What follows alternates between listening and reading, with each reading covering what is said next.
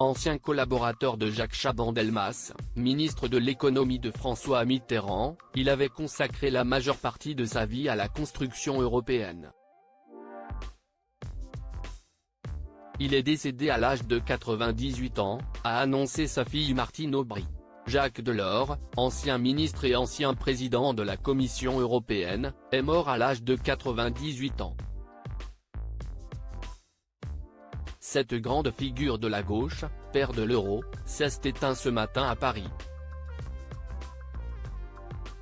C'est sa fille, Martine Aubry, qui a annoncé son décès ce mercredi 27 décembre, auprès de nos confrères de l'AFP. Il est décédé ce matin, mercredi, à son domicile parisien dans son sommeil, a déclaré la maire socialiste de Lille. Jacques Delors a été ministre de l'économie et des finances de 1981 à 1984 sous le premier mandat de François Mitterrand, puis président de la Commission européenne de 1985 à 1995. Il avait douché les espoirs de la gauche en refusant de se présenter à l'élection présidentielle de 1995 alors qu'il était le grand favori des sondages. Un renoncement spectaculaire à la télévision dans l'émission 7 sur 7 d'Anne Sinclair, avait stupéfait les Français. Devant 13 millions de téléspectateurs. Depuis Bruxelles où il restera à la tête de la Commission de 1985 à 1995, Jacques Delors a joué les architectes pour façonner les contours de l'Europe contemporaine, mise en place du marché unique, signature des accords de Schengen, acte unique européen, lancement du programme Erasmus d'échange étudiants, réforme de la politique agricole commune, mise en chantier de l'union économique et monétaire qui aboutira à la création de l'euro, précise l'AFP. En mars 2020, il avait encore appelé les chefs d'État et de gouvernement de l'UE à plus de solidarité au moment où ces derniers s'écharpaient sur la réponse commune à apporter à la pandémie de Covid-19.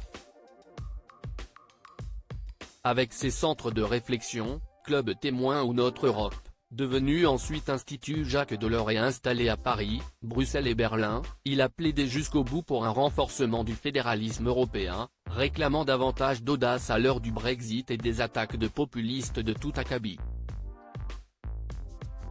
Jacques Delors s'est marié en 1948 avec une collègue partageant ses convictions syndicales et religieuses, Marie Lefaille, décédée en 2020.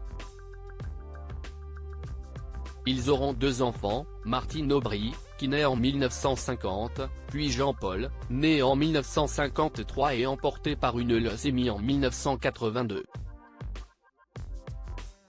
Toutes nos condoléances à sa famille.